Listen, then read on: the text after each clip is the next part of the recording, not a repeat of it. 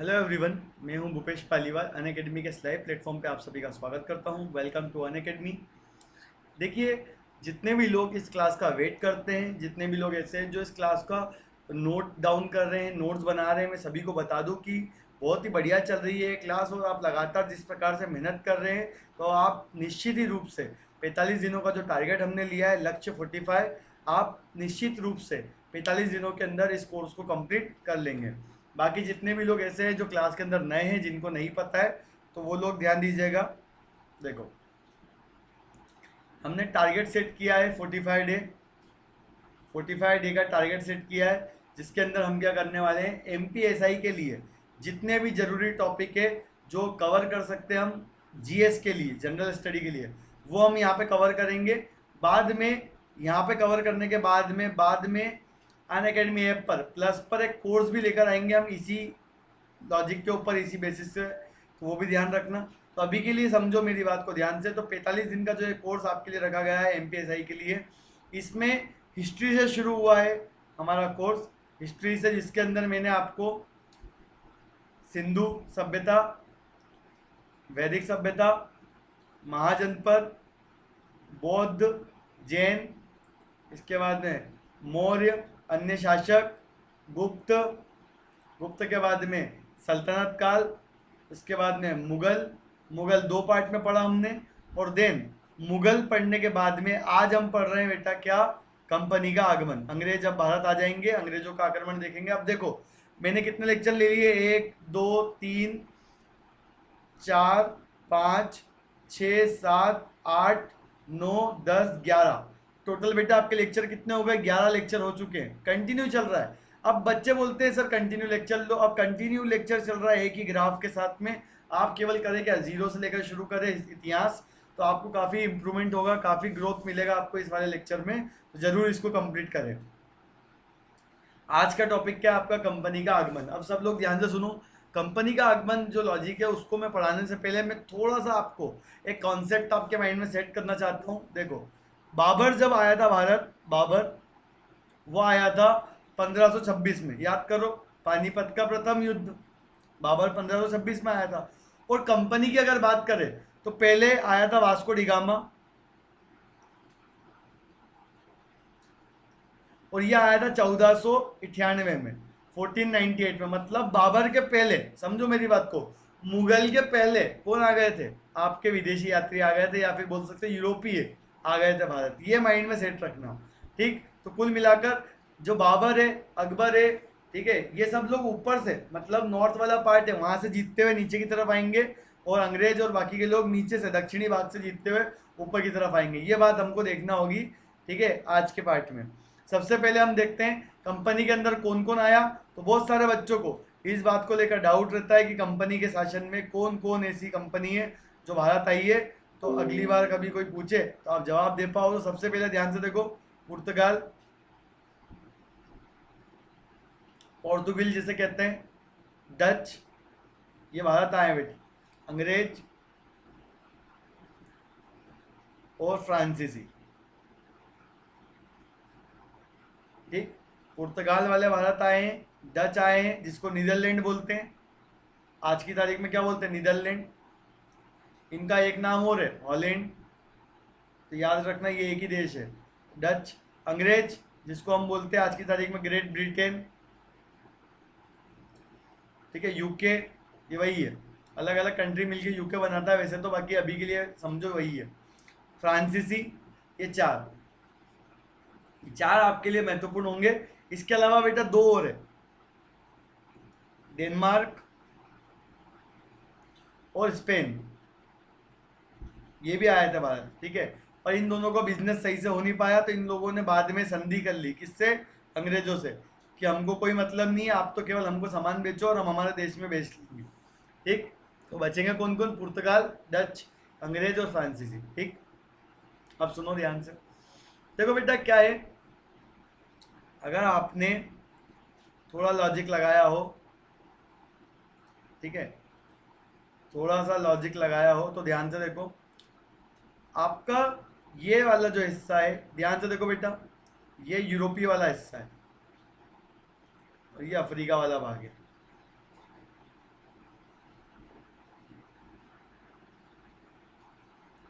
ठीक।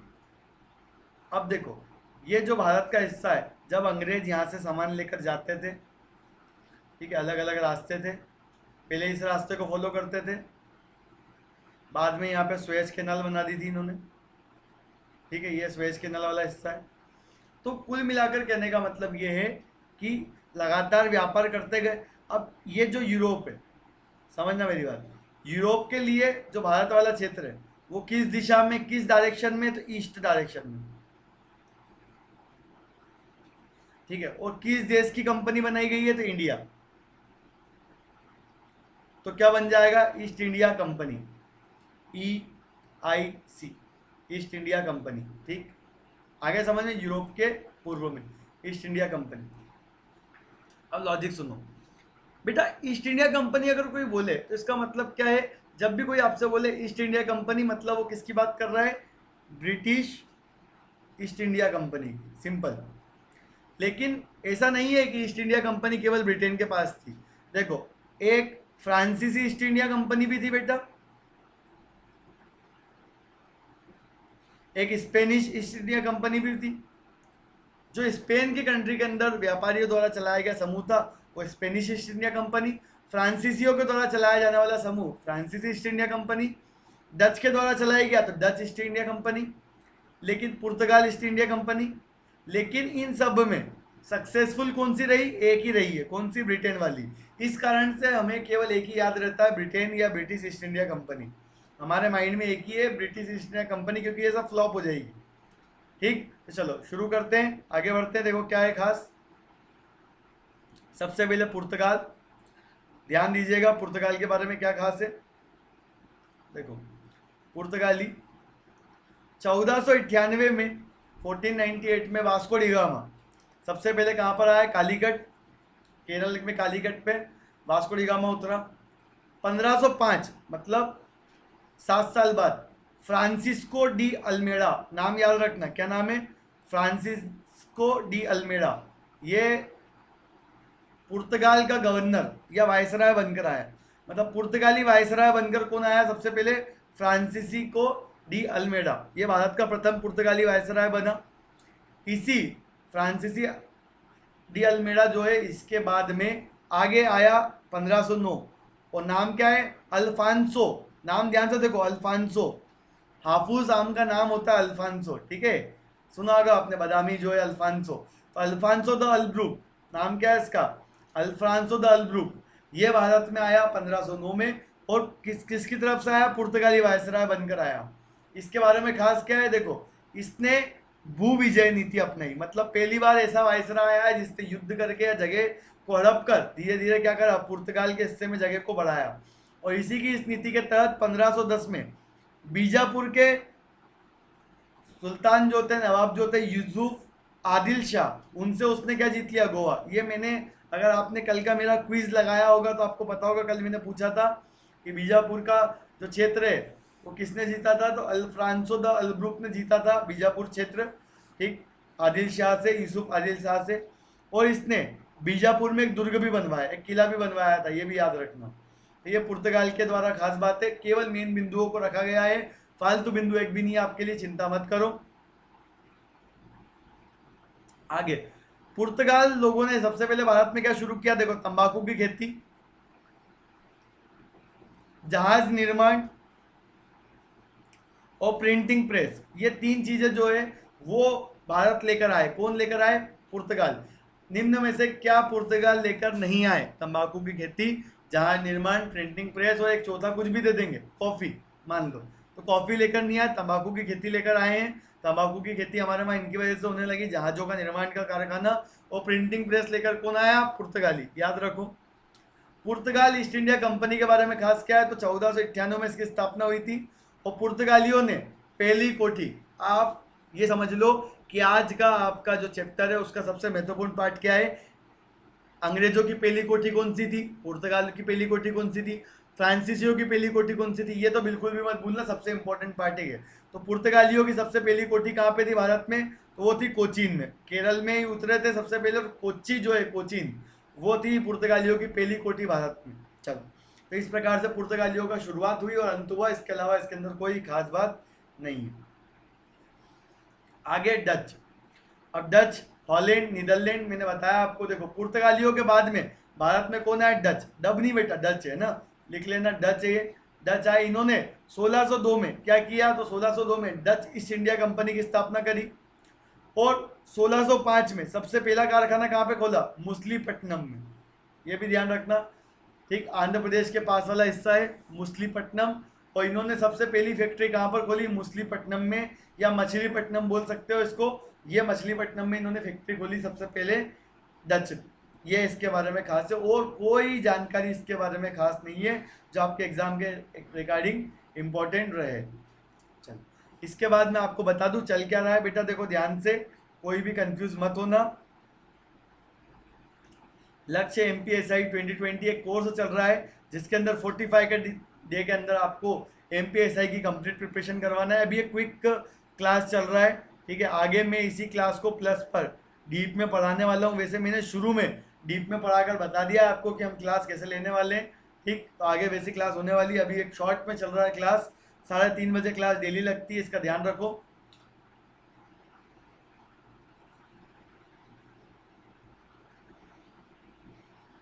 चलो आगे बढ़ते हैं। अंग्रेज, अब डच के बाद में कौन आया? अंग्रेज। देखो थॉमस स्टीफल प्रथम अंग्रेज थे जो भारत में आए, ध्यान रखना। थॉमस स्टीफल प्रथम अंग्रेज थे जो भारत में आए, भारत की भूमि पर बसे। मर्चेंट एडवेंचर्स नामक व्यापारी जो था वो 1599 में ईस्ट इंडिया कंपनी के साथ भारत आया। अब ध्यान से सुनो बेटा, देखो 1498 पुर्तगाली, समझना मेरी बात। अब 1498 से लेकर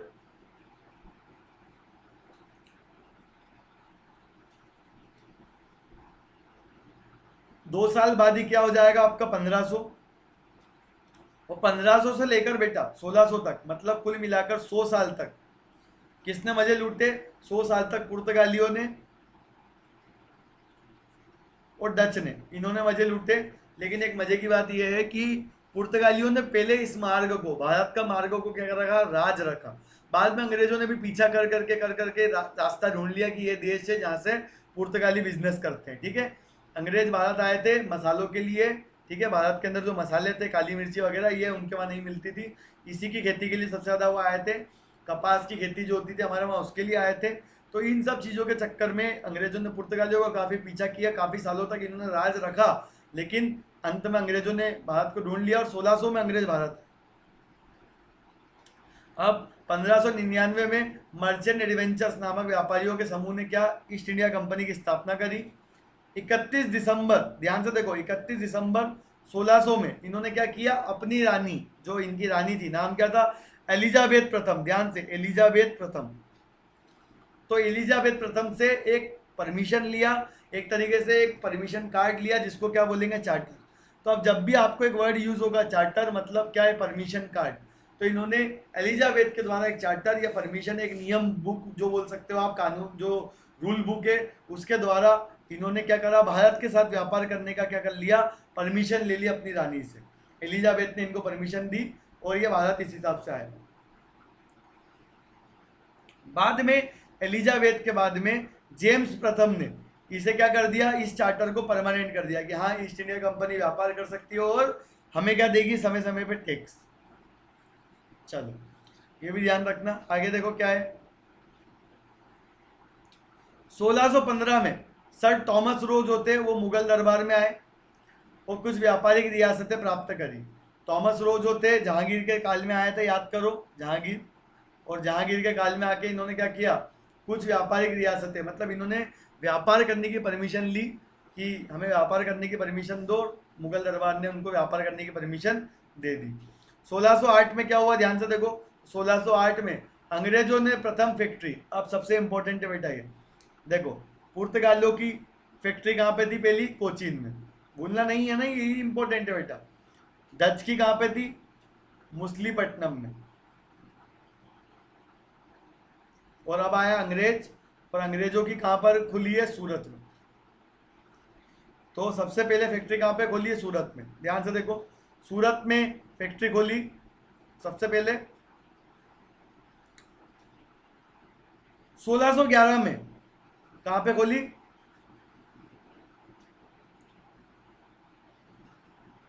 मूसलीपट्टनम में। मतलब देखो, सबसे पहली फैक्ट्री अगर पूछूं मैं आपसे कि अंग्रेजों के द्वारा खोली गई सबसे पहली फैक्ट्री कौन सी थी, तो वो रहेगी सूरत। अंग्रेजों के द्वारा खोली गई बंगाल की खाड़ी में पहली फैक्ट्री कौन सी थी, मूसलीपट्टनम।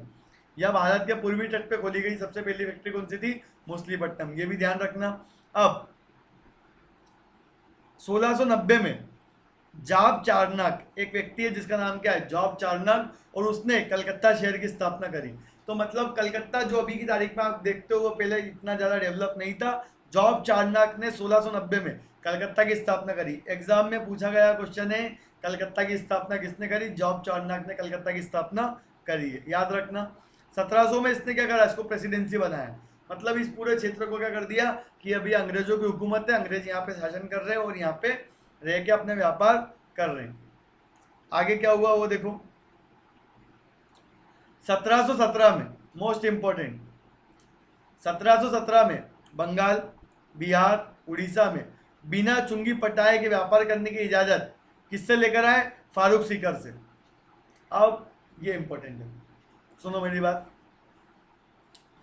क्या है कि जो मुगल बादशाह हमने कल देखे थे उसके बाद में उत्तर मुगल काल के अंदर जो राजा थे उसके अंदर एक राजा था फारूक सीकर।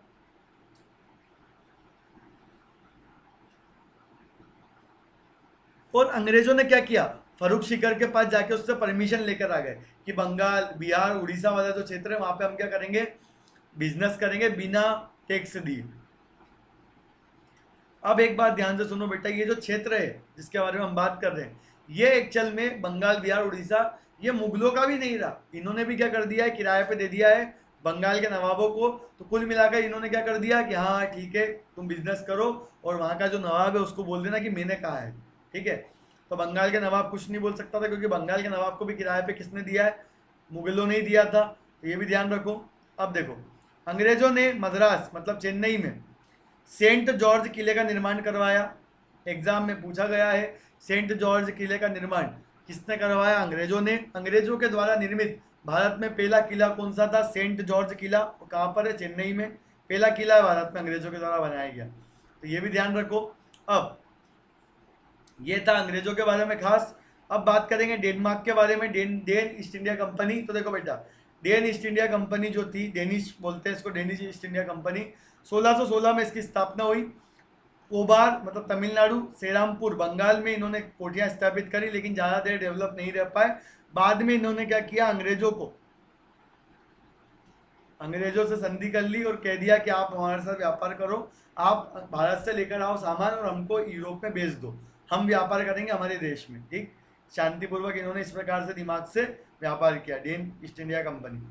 आगे फ्रांसीसी ईस्ट इंडिया कंपनी, तो ये भी देखो ध्यान से, 1664 में लुई 14, ठीक है, लुई 14 जो था वो फ्रांस का राजा बना, और उसने अपने मंत्री ने किसकी स्थापना करी, तो उसके मंत्री ने किसकी स्थापना करी, French east India company. Bharat में फ्रांसीसियों की पहली कोठी, अगर मैं बात करूं पहली कोठी कौन सी थी फ्रांसीसियों की, तो देखो फ्रांसीसियों की पहली कोठी भारत में फ्रांसिस्को फेको द्वारा सूरत में स्थापित की गई। तो देखो ध्यान से एक बार फिर से भूलना नहीं है, पुर्तगाल के द्वारा, कोचीन, पीएससी में आए हुए क्वेश्चन है बेटा, ये एमपीएसआई में भी आएगा, रिपीट होता है। पुर्तगाल के द्वारा कोचीन, डच के द्वारा मछलीपट्टनम, पहली फैक्ट्री बता रहा हूँ भारत में, अंग्रेजों के द्वारा सूरत, और फ्रांसीसियों के द्वारा सूरत। ध्यान दे दो। तो पहली कोठी कहाँ पे खोली गई, सूरत में, फ्रांसीसी फेको द्वारा। 1764 में क्या हुआ, ध्यान से देखो, 1764 में फ्रांसीसी मार्टिन के प्रयासों से बीजापुर के जो सुल्तान थे उन्होंने क्या कर दिया, चंदेर, नागौर मतलब पांडिचेरी वाला, वो क्षेत्र किसको दे दिए, फ्रांसीसी को दे दिए कि ये क्षेत्र आपसे तुम्हारा। फ्रांसिस मार्टिन को क्या कहा जाता है, भारत में फ्रांसीसी बस्तियों का जनक। फेवरेट क्वेश्चन पीईबी का, फ्रांसीसी बस्तियों का जनक किसे कहा जाता है, फ्रांसीसी मार्टिन को कहा जाता है। 1735 ईस्वी में फ्रांसीसी गवर्नर ड्यूमा ने मुगलों से सिक्के डालने की अनुमति ले ली। मतलब उन्होंने कह दिया कि अब से हम सिक्के भी खुद ही बनाएंगे हमारे, ताकि हम क्या कर सके, यहाँ पे व्यापार कर सके। तो मुगलों से सिक्के डालने की अनुमति किस फ्रांसीसी गवर्नर ने ली थी? ड्यूमा ने ली थी। यहाँ से ये वन लाइनर बनेगा, लिखते जाना। डुप्ले, ये भी ध्यान रखो, 1742 में गवर्नर कौन बना? डुप्ले।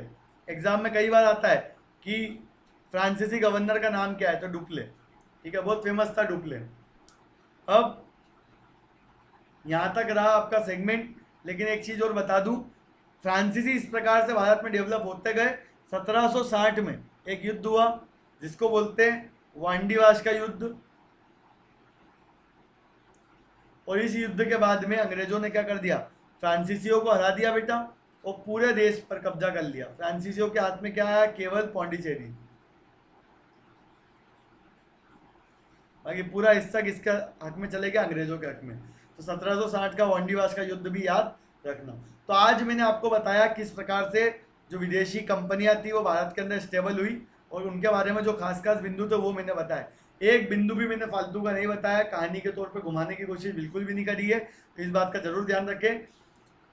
ऐप डाउनलोड जरूर करें सब लोग। अपनी क्लास होती है 12 बजे स्पेशल, फ्री ऑफ कॉस्ट, उस क्लास में जरूर आए आप सब। ठीक है, फ्री टेस्ट भी इंट्रोड्यूस कर दिया है, तो ये भी आप जरूर देखें। ठीक, तो आज के लिए इतना ही। आई थिंक सभी को मज़ा आया होगा। आगे प्लस पर क्लास आने वाली है जिसमें और डीप में जाके पढ़ेंगे हम चीज़ों को, तो उसके लिए भी रेडी रहना सब लोग। तो आज के लिए इतना ही, मिलते हैं अब हम कल। जय हिंद, जय भारत।